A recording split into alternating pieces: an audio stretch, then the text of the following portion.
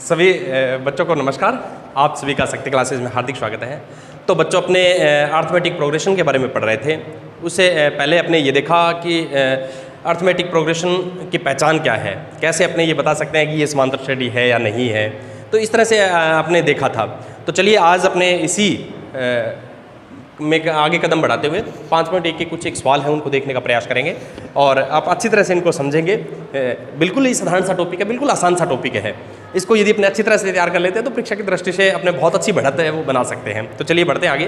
पहला सवाल दिया हुआ है, प्रत्येक किलोमीटर के बाद टैक्सी किराया, जबकि प्रथम किलोमीटर के लिए किराया है वो 15 रुपये और प्रत्येक अतिरिक्त किलोमीटर के लिए 8 रुपये। यानी पहला किलोमीटर जब चलेगा तो 15 रुपये, उसके बाद प्रत्येक किलोमीटर जितना आगे आपको जाना है तो प्रत्येक किलोमीटर का 8 रुपये लगेगा। तो अपने इसको देखना है कि ये बनने वाली समांतर श्रेणी है या नहीं है। बिल्कुल अच्छा सवाल है, बिल्कुल ही साधारण सा सवाल है। तो देखो बच्चों, पहले 15 रुपये लगेंगे, उसके बाद 2 किलोमीटर जाएंगे तो पहले के तो 15 लगे, फिर 8 रुपये लगेंगे, फिर हर बार आपके 8 रुपये लगते जाएंगे। तो देखिए कैसे बनेगा। मान लो आपको 1 किलोमीटर जाना है तो 1 किमी का किराया, पहले 1 किलोमीटर का किराया बनेगा बच्चों आपके पास 15 रुपये, ठीक है। उसके बाद यदि सपोज करो आपको आगे और जाना है तो 2 किलोमीटर बनाता हूं, तो 2 किलोमीटर के लिए किराया बन जाएगा 15 में 8 जोड़ देंगे बच्चों तो 23 रुपये। यदि आपको 3 किलोमीटर जाना है तो ये बन जाएगा बच्चों आपके पास 15, दूसरे के 8, तीसरे के फिर 8, तो ये बन गए आपके पास 31 रुपये। सपोज कीजिए आपको 4 किमी जाना है तो आपके यूं किराया लगेगा बच्चों 15 रुपये, फिर 8, दूसरे के 8, तीसरे के 8, तो ये बन गया आपके पास 39 रुपये। इस तरह से ये आपके पास क्रम है वो चलता रहेगा, ठीक है। अब देखना है अपने को कि ये बनने वाली समांतर श्रेणी है या नहीं। तो देखिए मैं इसको यूं लिख लेता हूँ, 15, 23, 31, 39, इस तरह से ये चल रही है। तो इसको अपने चेक करना है समांतर श्रेणी है या नहीं। तो मैं इन दोनों का यदि अंतर देखूँ बच्चों, तो देखिए यहाँ पर 8 का अंतर है, यहाँ भी 8 का अंतर है, यहाँ भी 8 का अंतर है। तो देखिए कैसे अपने इसको चेक करते हैं। A2 माइनस A1, तो 23 माइनस 15 8। मैं देखता हूँ A3 माइनस A2 यानी 31 माइनस 23 8। मैं देखता हूँ A4 माइनस A3, तो ये बन गया मेरे पास 39 माइनस 31 8। अतः AP है। तो अपने ये बताना है कि ये दिया गया सवाल इस तरह से अपने को देख करके बताना होता है कि ये AP है या नहीं है, कि बनने वाली जो शर्त जो दी गई है वो AP के अंतर्गत आती है या नहीं आती है। तो ये अपने इसमें देखना था और भली भांति अपने इसको समझा है। चलिए देखते हैं अगला सवाल। तो देखो बच्चों, अगला सवाल जो दिया गया है, किसी बेलन यानी सिलेंडर जो है उसमें उपस्थित हवा की जो मात्रा है, जबकि वायु निकालने वाला पंप, उसमें एक पंप लगा हुआ है, एक सिलेंडर है, ठीक है, उसमें एक पंप लगा हुआ है। वो क्या करता है, प्रत्येक बार में जो हवा बाहर निकालता है ना, वो जितनी हवा उसके अंदर है ना उसका 1/4 भाग बाहर निकाल देता है।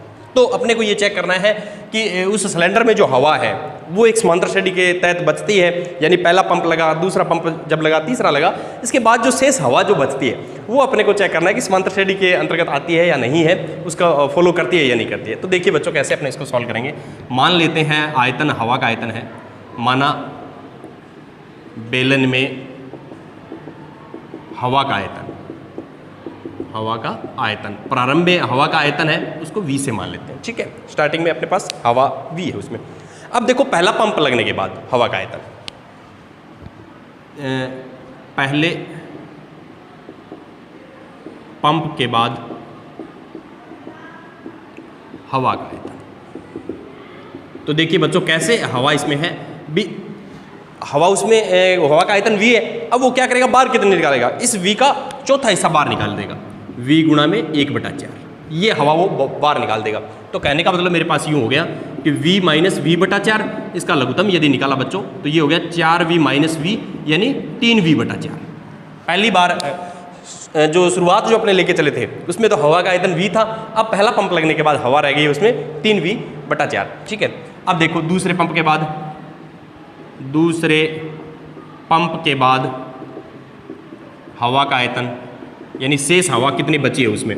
तो देखो बच्चों अब हवा है उसमें 3V-4, इसका चौथा हिस्सा बाहर निकालेगा वो, तो इसको 1/4 से, ये देखो यहाँ भी मैंने 1/4 से, यानी जो हवा उसके अंदर है बाहर कितने निकले, उसी हवा का 1/4 बाहर निकलेगा। बहुत ही रोचक सवाल है। यहाँ देखिए V था तो V का 1/4 है, यहाँ 3V/4 है तो 3V/4 का 1/4 है। तो देखो बच्चों कैसे सॉल्व करेंगे इसको।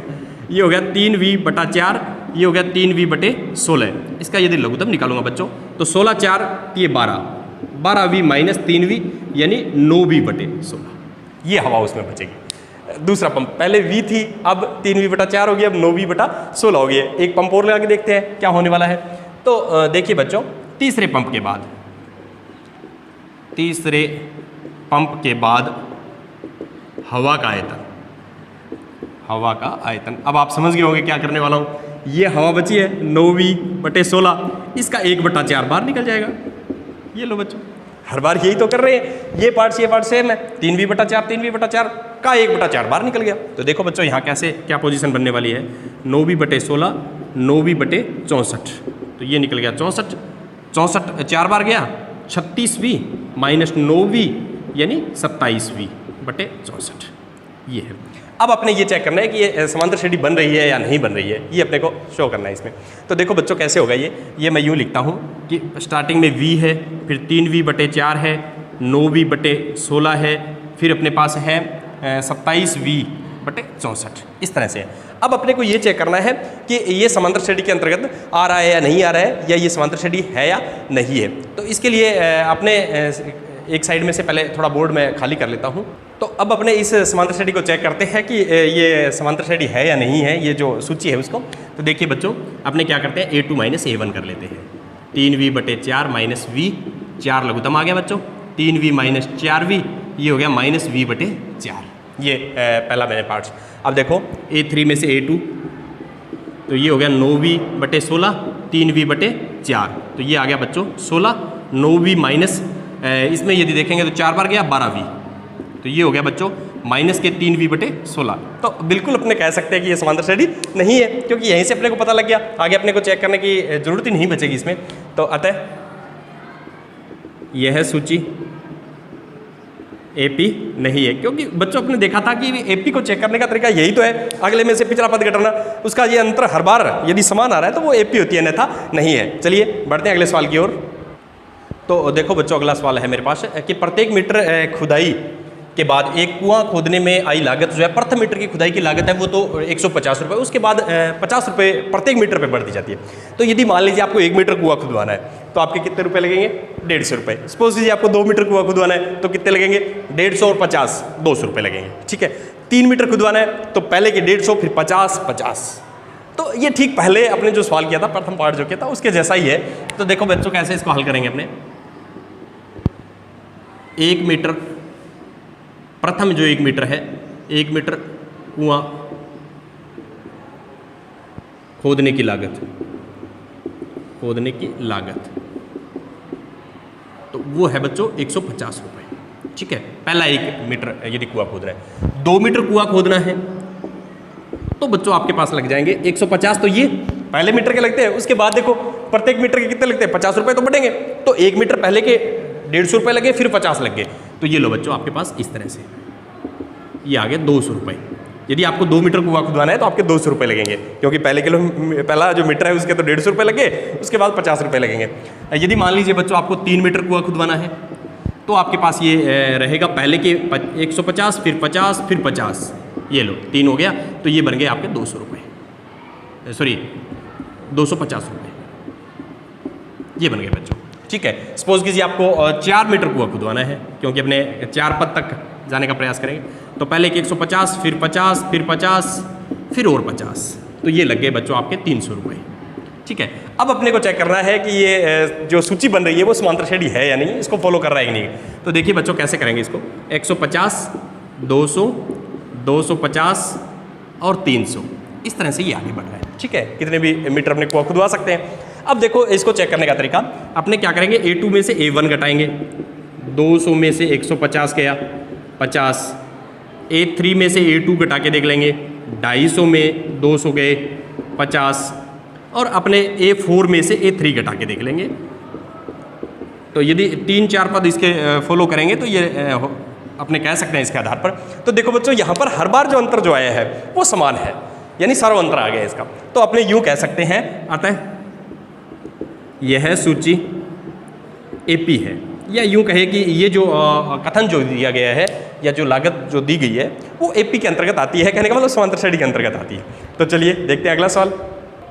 तो देखो बच्चों अगला जो दिया गया है वो है खाते में प्रत्येक वर्ष का मिश्रधन को लेते हुए अपने श्रेणी तैयार करनी है, यानी सूची तैयार करनी है, जबकि 10,000 रुपये की राशि 8% वार्षिक ब्याज की दर से चक्रवृद्धि ब्याज पर जमा की जाती है। तो यहाँ पर यदि मैं देखूँ तो बच्चों मेरे पास मूलधन दे रखा है, मूलधन मेरे पास दिया हुआ है 10,000 रुपये। तो देखिए मूलधन 10,000 रुपये, ठीक है, और दर दे रखी है 8% वार्षिक शर्त के साथ है, ठीक है। तो अपने देखना है कि समय के साथ, प्रत्येक वर्ष के साथ, क्योंकि दर भी वार्षिक है, तो इसका जो मिश्र धन जो बनेगा वो एक समांतर श्रेणी के तहत आता है या नहीं आता है। तो चलिए बच्चों इसको चेक करते हैं। तो मिश्र धन का सूत्र है चक्रवृद्धि ब्याज के अंतर्गत, यदि देखें मूलधन गुणा 1 प्लस दर बटे 100 की घात समय, ये आपने देखा है, छोटी कक्षाओं में पढ़ रखा है। तो ये फॉर्मूला अपने लगा करके अपने चेक करेंगे। तो प्रथम वर्ष का मिश्र धन, पहले वर्ष का मिश्र धन, तो ये हो जाएगा बच्चों, मूलधन है 10,000 रुपये गुणा 1 प्लस 8/100 की घात 1, यानी समय 1 वर्ष है। तो ये हो गया 10,000 गुणा में ये हो गया बच्चों 100 लघुत्तम आया, 100 प्लस 8 यानी 108। 10,000 गुणा में 108/100 यूँ कह सकते हैं, ठीक है। ये आ गया। तो इसको सोल्व मैं यदि करूँगा तो ये आ गया बच्चों, 2 से ये 2 कट गई, ये आ गया 10,800 रुपये। ये आ गया मिश्र धन पहले। यदि दूसरे वर्ष के लिए देखूँ तो दूसरे वर्ष का मिश्र धन, तो ये बन जाएगा बच्चों मेरे पास, देखो यहाँ पर 2 घात आ जाएगी, तो इसको 2 बार रिपीट करेंगे, तो कहने का मतलब यूँ बन जाएगा ये 10,000 गुणा में 108/100, 108/100 ये बन जाएगा यदि 2 वर्ष का देखेंगे, क्योंकि घात ही तो बढ़नी है, समय घात के रूप में तो घात बढ़नी है। तो 4 0 कट गई है बच्चों, ये लो 108 का गुणा 108 से करेंगे तो ये बन जाएगा मेरे पास 108 का 108 से करेंगे तो ये आ गया बच्चों 1 1 6 6 4 11,664 आ गया। इस तरह से आ गया 2 वर्ष का यदि देखें। इसी तरह अपने आगे 3 वर्ष का देख सकते हैं। तो देखिए पहले अपने पास 10,000 है, फिर 10,800 है, देखो यूँ है 10,000 है, फिर 10,800 है, इसके बाद अपने पास 11,664 है। तो यहीं से अपने चेक कर सकते हैं, क्योंकि अपने को पता लग रहा है यहाँ 800 रुपये का डिफरेंस है, यहाँ 864 रुपये का डिफरेंस आ गया बच्चों। तो ये समांतर श्रेणी नहीं है। तो देखिए कैसे इसको चेक करेंगे, इसको यूँ लिख सकते हैं A2 माइनस A1, ठीक है। तो ये होगी 10,800 माइनस 10,000, तो ये आ गए बच्चों 800 रुपये का डिफरेंस। A3 माइनस A2, इसको यदि देखें तो 11,664 माइनस 10,800, तो ये आ गया मेरे पास 864 रुपये का डिफरेंस आ गया यहाँ पर, क्योंकि देखें 16 में से 8 गया तो 8 आ गया, 864 रुपये का डिफरेंस आ गया। तो अपने कह सकते हैं आगे अपने को देखने की आवश्यकता ही नहीं है, क्योंकि 2 में यदि डिफरेंस चेंज हो गया, सपोज कीजिए अब 864 आ रहा है तो भी ये AP नहीं है, अतः यह है AP नहीं है। इस तरह से अपने किसी भी सवाल को सॉल्व करके देख सकते हैं कि वो AP में आ रहा है या नहीं आ रहा है, क्योंकि उसमें जो चक्रवृद्धि ब्याज में जो ब्याज बढ़ता है वो एक निश्चित राशि के रूप में नहीं, क्योंकि मूलधन पे लगता जाता है। चलिए बढ़ते हैं अगले सवाल की ओर। तो देखो बच्चों इसका यदि अपने दूसरे सवाल पर नजर डालें, दी गई AP के प्रथम 4 पद आपको लिखने हैं, जबकि प्रथम पद और सार्वंत्र आपको दिया गया है। तो देखो बच्चों पहला पद 10 है और सार्वंत्र D है, तो अपने दूसरा पद निकालना है। तो साधारण सी बात है कि अंतर जो डिफरेंस रहेगा वो सब पदों का कितना है, +10 रहेगा। तो पहला पद 10, तो 10 में 10 जोड़ेंगे तो 20, 20 में 10 जोड़ेंगे तो 30, 30 में 10 जोड़ेंगे तो 40। तो इस तरह से अपने ज्ञात कर सकते हैं। तो देखिए बच्चों बिल्कुल आसान सा है। तो इसकी जो श्रेणी बनेगी AP जो बनेगी वो है 10, 10 में 10 जोड़ेंगे 20, 20 में 10 जोड़ेंगे 30, 30 में 10 जोड़ेंगे 40, यानी ये इस डिफरेंस से आगे बढ़ती जाएगी, ठीक है। अब देखो इसमें -2 में 0 जोड़ना है, पहला पद तो -2 है, ये तो कंफर्म हो गया अपना, -2 पहला पद है। अब इसमें 0 जोड़ेंगे तो बच्चों -2 में यदि 0 जोड़ेंगे तो आपको पता है -2 ही रहने वाला है। तो ये लो दूसरा पद -2, फिर 0 जोड़ो -2, फिर -2, इस तरह से 4 पद पूछे हैं। तो ये लो 4 पद अपने ज्ञात कर दिए, ठीक है। अगला देखो 4 है प्रथम पद, 4 में -3 जोड़ना है, यानी 3 कम हो रही है, हर बार 3 जो अंक है वो कम होगी ये। तो देखो 4 में से 3 कम करेंगे तो 1। अब आप ये बताओ 1 में यदि 3 कम करेंगे तो क्या आएगा, है ना, सोचने वाली बात। तो इस तरह से आ जाए बच्चों। तो 1 में यदि 3 कम करेंगे तो इसको देख लो, 1 में से 3 कम करेंगे तो -2, है ना। मैंने आपको बताया था भी 4 रुपये धन है 3 रुपये कम हो गया तो 1 रुपया बच गया, 1 रुपये में से उसने 3 रुपये और खर्च कर दिए तो 2 रुपये का ऋण हो गया उसके। 1 रुपया था और उसमें 3 रुपये और खर्च कर दिए हैं, तो 3 रुपये यदि और खर्च कर दिए उसने तो उसके पास ऋण हो जाएगा। अब तो इसका आंसर आ जाएगा मेरे पास 4 में से 3 गया 1 में से 3 जाएगा तो -2 -5, यानी ये देखो 3 कम हो रही है। इसको देखो माइनस का 1 है, उसको उसमें आधा बढ़ा देना है। अब आप ये बताइए किसी के 1 रुपये ऋण है, उसने आधा रुपया कमा लिया तो कितना ऋण बचेगा? आधा ही रुपये बचेगा ना। तो देखिए माइनस का 1 है, उसमें यदि प्लस का आधा जोड़ेंगे तो माइनस का आधा बचेगा, फिर उसमें माइनस का आधा और जोड़ देंगे 0, फिर उसमें आधा और जोड़ेंगे तो 1/2। इस तरह से ये श्रेणी बनेगी। देखो -1 है, उसमें अपने आधा और जोड़ दिया तो -1 था, उसमें आधा जोड़ा तो माइनस का ही आधा बचेगा फिर तो, ठीक है ना। माइनस आधा है, उसमें फिर आधा जोड़ दिया तो 0 पे चला गया, वो 0 में फिर आधा जोड़ दिया तो आधे पे चला जाएगा। तो इस तरह से इस श्रेणी को अपने समझना है। ये देखो माइनस के 1.25 है, उसमें अपने माइनस के 0.25 और जोड़ने हैं। तो देखो बच्चों ये माइनस में बढ़ेगी कैसे, इसको यूँ देखिएगा आप। इसमें यदि A2 ज्ञात करना है तो ये लीजिए, मैं ऐसे देख लूँ इसको, आपको ज़्यादा अच्छी तरह से समझ में आ जाएगा। 1.25 इसमें जोड़ दिया मैंने माइनस का 2.5, तो इसको आप यूँ लिख सकते हैं 1.25 माइनस 0.25, यानी इसमें यदि मैं जोड़ूंगा तो मेरे पास आ गया बच्चों माइनस के 1.50, ठीक है। ये लो, इस तरह से आप इसको लिख सकते हैं। तो देखो माइनस के 1.25 थे, उसको और कम कर दिया है तो ये माइनस का 1.5 आ गया। इसको और कम करेंगे तो माइनस का 1.75 आ जाएगा।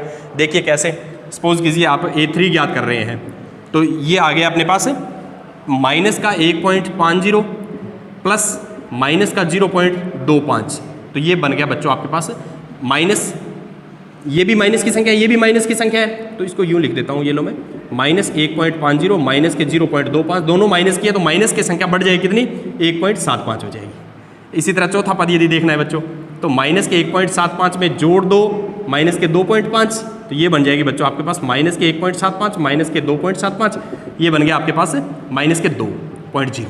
तो ये देखिए इस तरह से आपके पास श्रेणी तैयार हो गई है। तो ये श्रेणी बन गई है आपके पास। प्रथम पद तो है माइनस का 1.25, फिर है माइनस का 1.5, फिर माइनस का 1.75, फिर माइनस का 2.0 यानी 2। इस तरह से ये श्रेणी आपके पास तैयार होगी। तो इस तरह से छोटे छोटे यदि सवाल है ये अपने 1 नंबर में आते हैं बोर्ड की परीक्षा में, यदि इनको देखें तो बहुत ही आसान है। चलिए बढ़ते हैं अगले सवाल की ओर। देखिए अगला बिल्कुल ही आसान सा सवाल आ गया है कि प्रत्येक एपी के लिए प्रथम पद और सारांतर ज्ञात करना है। तो प्रथम पद तो आपको दिख ही रहा है, सारांतर का एक ही मूल मंत्र मैंने आपको बताया था बच्चों कि अगले पद में से पिछला पद घटा देना, ठीक है। बस इतना ऐसा करेंगे आपका सवाल हल हो जाएगा। तो देखिए बिल्कुल आसान सा सवाल है। प्रथम पद है इसका 3, प्रथम पद तो दिख रहा है आपको, ये तो कोई एक तरीके से यूँ कहूँ कि सवाल वाली बात ही नहीं है, देख करके बताना है। और सारांतर की बात करनी है तो देखो बच्चों अगले में से पिछला पद, दूसरे में से पहला, 1 में से 3 घटाना है तो माइनस का 2, इसका सारांतर -2 है। अगले सवाल की यदि बात करूँ तो A का मान तो आपको पता लग गया होगा -5, D का मान अगले में से पिछला, ध्यान ये रखना है बस, हर बार यही है, अगले में से पिछला यानी दूसरे में से पहला। अधिकांश अपने क्या करते हैं, दूसरे में से पहला। जब आपको बता दिया कि ये एपी है तो अपने को पता है कि इसका सारांतर वो समान रहने वाला है, तो अपने यूँ करते हैं दूसरे में से पहला पद घटा के देख लेते हैं अपना। तो -1 में से -5 घटाने हैं बच्चों। ये देखो अब आपको बिल्कुल समझ में आएगा कि -1 में से -5 घटाने हैं, अगले में से पिछला पद घटाना है। जहां ऋणात्मक पूर्णांक है थोड़ा ध्यान से आप इस कार्य को करेंगे ताकि अपना कार्य बिल्कुल सफल रहे। तो देखो बच्चों ये हो गया -1 माइनस माइनस प्लस, तो ये 4 आ गया, इसका सारांतर 4 है। ये 4 के अंतर से आगे बढ़ रही है, देखो 3 और 4 7, यहाँ से आपको पता चल रहा है 7 में से 3 घटाओगे तो भी 4 आएगा। तो थोड़ा सा ध्यान देना है जब ऋणात्मक पूर्णांक हो। तो चलिए बच्चों यहाँ पर A का मान 1/3, D का मान दूसरे में से पहला पद तो 5/3 में से 1/3 घटाएंगे बच्चों, 3 लघुत्तम आ गया, 5 में से 1 गया, ये आ गया 4/3, इसका D है बच्चों 4/3। और अगला यदि देखूँ A का मान 0.6, तो D का मान यहाँ से देखूँ तो 1.7 में से 0.6 घटाने बच्चों तो 1.1। ये जो श्रेणी है वो 1.1 के अंतर से आगे बढ़ रही है। तो देखो कितना आसान सवाल था, बहुत ही रुचिकर सवाल है और छोटा सा सवाल है। तो इस तरह के सवाल जब आते हैं तो उनको भी बड़े सावधानी से अपने हल करेंगे ताकि बिल्कुल अपने सफल रहें। देखते हैं अगला सवाल। तो देखिए बच्चों अगला चौथा सवाल शुरू हो गया है। निम्नलिखित में कौन कौन एपी है, यदि कोई एपी है तो उसका सारांतर ज्ञात करना है और अपने को उसके 3 और पद लिखने हैं। तो देखो एपी को एपी है चेक करना है तो अंतर से ज्ञात करेंगे, यदि वो अंतर समान हो तो सारांतर है। यहाँ तो बिल्कुल साधारण सी बात है। तो चलिए कैसे देखना है इसको देखेंगे बच्चों। A2 में से A1 घटा करके, 4 में से 2 घटाया बच्चों 2, A3 में से A2 घटाते हैं, 8 में से 4 घटाया 4, अतः अब बताओ अंतर समान नहीं है, तो क्या ये AP है? बच्चों अंतर समान नहीं है तो AP नहीं है ये, अतः यह सूची AP नहीं है, यह सूची AP नहीं है। AP नहीं है तो अपने को कुछ नहीं बताना। चलिए अगला सवाल लेते हैं।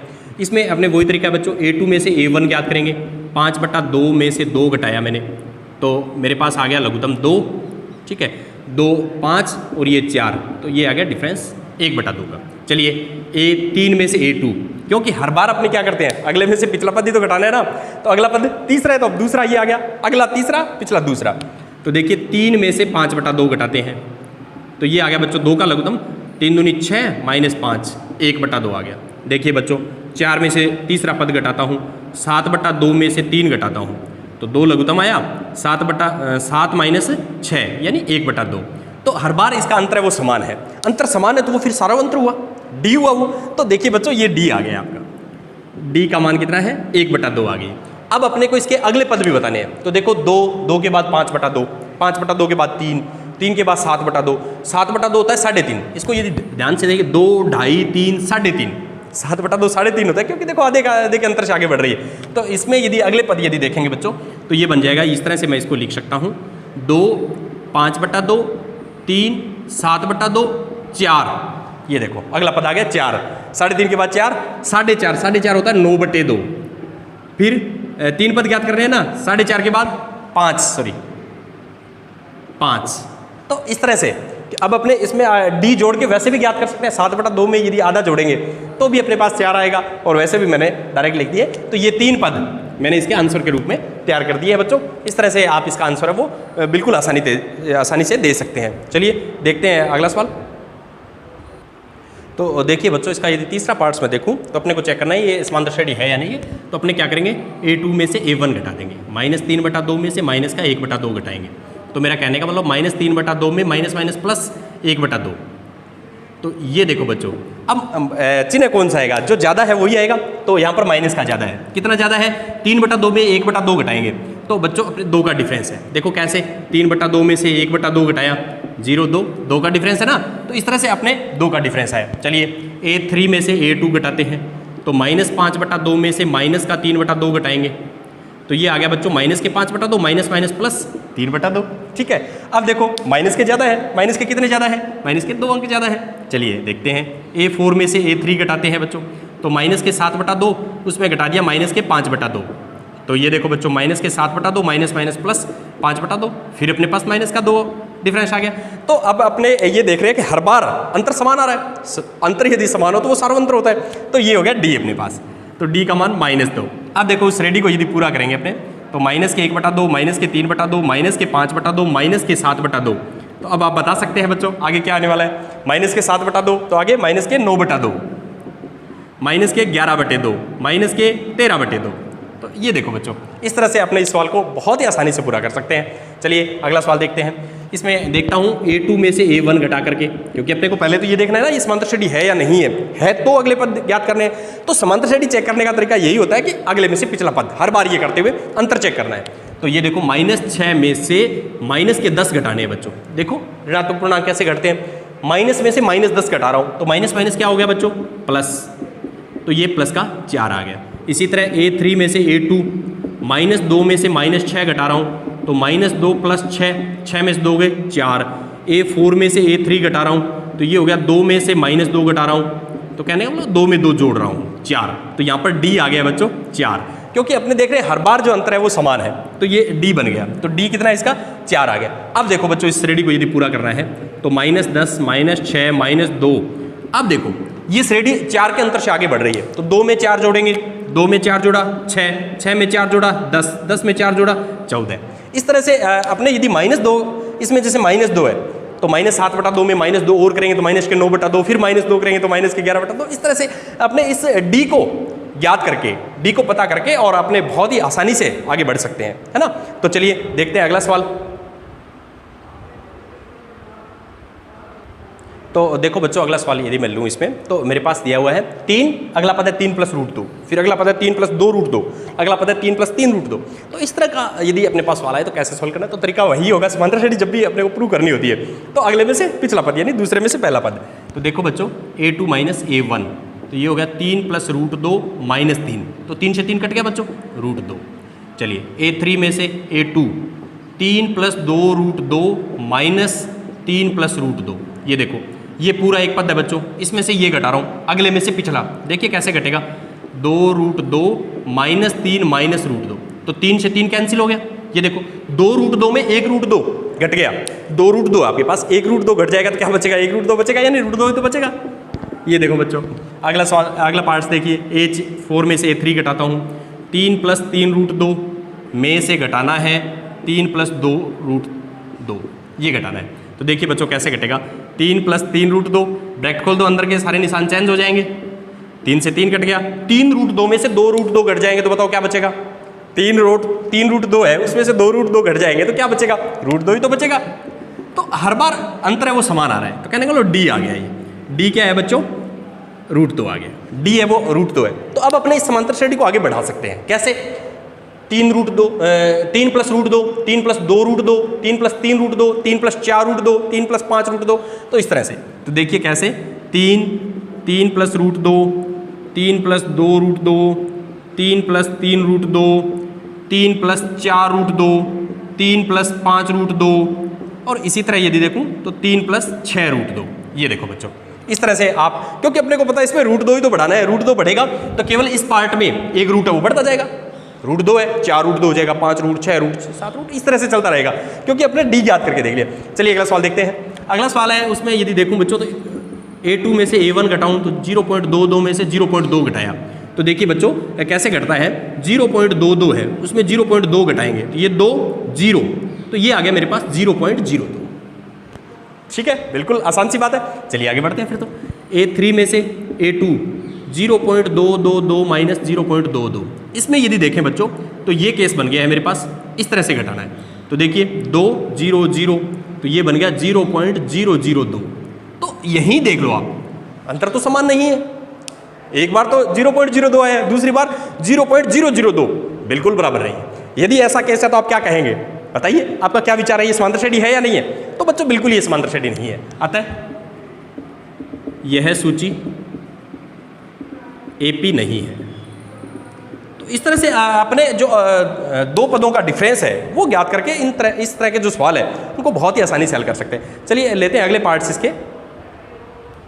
तो देखो बच्चों अगला पार्ट यदि देखूं तो इसमें दिया है अपने पास A2 में से A1 घटा के देखते हैं, तो -4 में से 0 घटाया -4, ठीक है। A3 में से A2 घटाया यानी -8 में से -4 घटाऊंगा। यहाँ ध्यान दे दीजिएगा, ऋणात्मक पूर्णांक जब घटाते हैं ना थोड़ा ध्यान से, ठीक है। तो ये देखो बच्चों माइनस माइनस क्या हो गया प्लस, तो -8 के हैं और प्लस के 4 हैं तो माइनस के 4। इसी तरह A4 में से A3 घटाएंगे तो मेरे पास देखो -12 में से घटाना है माइनस के 8, तो -12 और प्लस के 8 यानी माइनस के 4, तो D क्या आ गया बच्चों यहाँ पर माइनस का 4। देखो हर बार समान है तो D है वो, तो ये सूची AP है, अतः AP है। अब AP है तो अगले पद बताने हैं, तो देखो बच्चों 0 -4 -8 -12, उसमें -4 और कम कर दो तो माइनस के 16, उसमें 4 और कम कर दो माइनस के 20, और 4 कम कर दो, तो ये देखो बच्चों हर बार -4 जोड़ रहे हैं, तो इस तरह से अपने पास AP बनेगी। चलिए अगला सवाल लेते हैं। यहाँ पर A2 में से A1 घटाएंगे तो माइनस का 1/2 में से घटाना है माइनस का 1/2, तो देखो बच्चों -1/2 माइनस माइनस प्लस 1/2 0। इसी तरह A3 में से A2 सेम ही पार्ट्स रिपीट होगा क्योंकि सारे पद सेम है इसमें, तो 1/2 प्लस का 1/2 0। इसी तरह बच्चों देखो A4 में से A3 घटाएंगे तो माइनस का आधा में से माइनस का फिर आधा घटाएंगे तो माइनस का आधा प्लस का आधा फिर 0, हर बार 0 आ रहा है। तो आप क्या कह सकते हैं, D आ गया इसके लिए, तो D का मान कितना है 0, अतः AP है। अब यदि ये AP है बच्चों तो आपको क्या करना है, इसके अगले 3 पद, तो इसके 3 पद तो बहुत आसान है क्योंकि हर बार माइनस का 1/2 माइनस का 1/2 माइनस का 1/2 माइनस का 1/2 यही चल रही है। तो अब अगले 3 पद भी यही होंगे, माइनस का 1/2 माइनस का 1/2 और माइनस का 1/2। ये देखो बच्चों इस तरह से ये जो सूची चल रही है यानी ये जो श्रेणी चल रही है वो 0 के अंतर से आगे बढ़ रही है, तो हमेशा माइनस का 1/2 ही इसका पद रहेगा। चलिए बढ़ते हैं अगले सवाल की ओर। तो देखो बच्चों अगला पार्ट यदि मैं देखूं तो मेरे पास इसका 9 नंबर जो पार्ट्स दिया गया है उसमें चेक करते हैं। तो A2 minus A1 3 minus 1 2, A3 में से A2 9 माइनस 3 6। तो यहीं से बैलेंस बिगड़ गया बच्चों। इसमें डी तो नहीं है, सारा अंतर तो नहीं है, यानी अंतर है वो समान नहीं है, तो सारा अंतर नहीं है। कहने का मतलब ये सूची नहीं, एपी नहीं है, अतः एपी नहीं है। चलिए अगले सवाल की ओर देखते हैं। इसमें A2 में से A1 घटाता हूँ बच्चों, तो 2A में से A घटेगा। देखो 2A है, उसमें से एक A घट जाएगा तो A बचेगा ना, ये देखो बच्चों A। इसी तरह A3 में से A2 घटाते हैं, 3A में से 2A घटेंगे बच्चों तो A आएगा। A4 में से A3 घटाता हूँ तो 4A में से 3A, तो बच्चों फिर A आ गया मेरे पास। तो यहाँ पर देखो हर बार A का डिफरेंस है, A का डिफरेंस है, इसका मतलब वो सारा अंतर है, तो ये D आ गया, D का मान A, अतः AP है। यदि बच्चों ये AP है तो आपको अगले पद बताने हैं। तो अब तो देखो A के अंतर से आगे बढ़ना है, 1A के बाद 2A, 3A, 4A, फिर 5A, 6A, 7A। तो इस तरह से ये देखो अगले 3 पद अपने बिल्कुल आसानी से ज्ञात कर दिए। तो ऐसे छोटे छोटे सवाल और बहुत ही रोचक सवाल आपकी किताब में है। चलिए बढ़ते हैं अगले सवाल की ओर। तो अगले सवाल को यदि मैं देखूं तो मेरे पास है A square A cube A 4। तो यदि इसमें देखो बच्चों A2 माइनस A1, तो A स्क्वायर माइनस A बेनिस्ट आ गया तो A माइनस 1, ठीक है। अगला देखूं A3 माइनस A2, तो A cube minus A square, तो यहाँ A स्क्वायर कॉमन आ गया A माइनस। तो देखो बच्चों यहीं से आपको पता चल रहा है कि डिफरेंस है वो समान नहीं है। यहाँ तो है A माइनस 1, ये है A स्क्वायर, तो बिल्कुल अपने बराबर नहीं कह सकते, अतः यह AP नहीं है, अतः यह AP नहीं है। देखो इस तरह के सवाल है। चलिए अगले सवाल की ओर बढ़ते हैं। इसमें देखो √2 है, √8 है, √18 है, √32 है। तो इसको मैं इस क्रम में लिख लेता हूँ। देखो बच्चों √2, इसको मैं इसके अभाज्य गुणनखंड करूँ तो 2 गुणा 2 गुणा 2। इसको यदि मैं देखूँ तो मेरे पास यूँ आ जाएगा 2 गुणा में 3 गुणा में 3। इसको यदि मैं देखूँ बच्चों तो 32 है, 32, 16 दूनी 32। तो कहने का मतलब इसको यूँ लिख लूँ मैं, 2 दूनी 4, दूनी 8, दूनी 16, दूनी 32। ये देखो इस तरह से लिख लिया। अब देखो इसको √2, ये जोड़े में से 1 2 तो बाहर आ गया, 2 √2, इसमें से 3 बार निकल गया है तो 3 √2, इसमें 2 जोड़े बन रहे हैं 2 2 के, तो 2 गुणा 2 बार आ गया √2। इसको यदि मैं देखूं तो √2, 2 √2, 3 √2, 4 √2, ये बन गए। अब देखो इसको देख के आपको बिल्कुल पता चल जाएगा। अब देखो बच्चों दूसरे में से पहला पद घटाऊंगा, 2 √2 में से √2 घटाऊंगा तो √2, यानी 2 √2 है, उसमें से 1 √2 घट जाएगा तो √2 ही तो बचेगा, यानी 1 √2, उसको √2 ही तो लिखते हैं। अब देखो तीसरे में से दूसरा पद घटाऊंगा तो 3 √2 में से 2 √2 घटा दूंगा बच्चों, तो वो भी √2। चौथे में से तीसरा पद घटाऊंगा, 4 √2 में से 3 √2 घटाया तो √2। तो हर बार अंतर समान है, अंतर समान है तो सारा अंतर है वो, तो कहने का मतलब D आ गया है इसमें, D का मान √2, अतः AP है। यदि ये AP है तो अपने अगले पद ज्ञात करने हैं, तो इसी को देख के मैं लिख सकता हूँ √2, 2 √2, 3 √2, 4 √2, और अगले पद यदि बच्चों बात करें तो 5 √2, 6 √2, 7 √2। और यदि अपने को उसी फॉर्म में रूट फॉर्म में लिखना है तो 5 अंदर चला जाएगा, तो ये बन जाएगा 25 × 50। देखो इसको यूँ भी लिख सकते हैं अपने 5 गुणा में 5 गुणा में 2 का रूट, ठीक है, 6 गुणा में 6 गुणा में 2 का रूट। तो इस तरह से भी शो करेंगे तो ये 25 × 50 √50, और ये 36 × 72। इसी तरह इसको अपने ज्ञात कर लेंगे बच्चों, तो ये हो गया 7 गुणा में 7 गुणा में 2, तो ये हो जाएगा मेरे पास 7 7 49, 49 2 98, तो 98 √2। तो यदि उस फॉर्म में देखें तो ऐसे भी अपने इसको लिख सकते हैं। तो बिल्कुल ही आसान सवाल आपकी बुक्स में दिए गए हैं। चलिए बढ़ते हैं आगे की ओर। तो अगले सवाल की यदि बात करूं बच्चों तो मैं इसको ऐसे लिख सकता हूं। देखिए सपोज कीजिए √3 लिख दिया, इसको 2 × 3 लिख दिया, इसको 3 × 3 लिख दिया। इसको मैं यूँ लिख सकता हूं बच्चों कि 2 गुणा में 2, 4 × 3 12, ठीक है, इस तरह से लिखा जा सकता है। अब देखिए इसको कैसे सॉल्व करेंगे। दूसरे में से पहला पद घटाता हूँ तो ये हो गया मेरे पास 2 × 3 √3, तो इसमें √3 कॉमन आ गया तो ये हो गया √2 - 1, ठीक है। अब देखिए अगला पार्ट्स, A3 में से A2 घटाता हूँ तो 3 √3 - 2 √3। अब देखिए √3 कॉमन आ गया तो यहाँ √3 - √2, ये देखिए। तो देखो बच्चों √3 तो कॉमन आ रहा है परंतु अंदर वाला पार्ट सेम नहीं है ना। यहाँ पर देखो √3 आ गया तो √3 रह गया, और यहाँ से √3 आ गया √2 रह गया, अतः AP नहीं है, अतः AP नहीं है। इस तरह से अपने देख सकते हैं। अगला सवाल जैसे देखें तो 1 का वर्ग 1, 3 का 9, 5 का 25, इसका 49। इसको देखें तो A2 में से A1 घटाएंगे तो 9 में से 1 गया 8, A3 में से A2 घटाएंगे 25 में से 9 गए 16। तो देखो यहाँ पर सारा अंतर समान नहीं है, यानी अंतर है वो समान नहीं है, अतः AP नहीं है।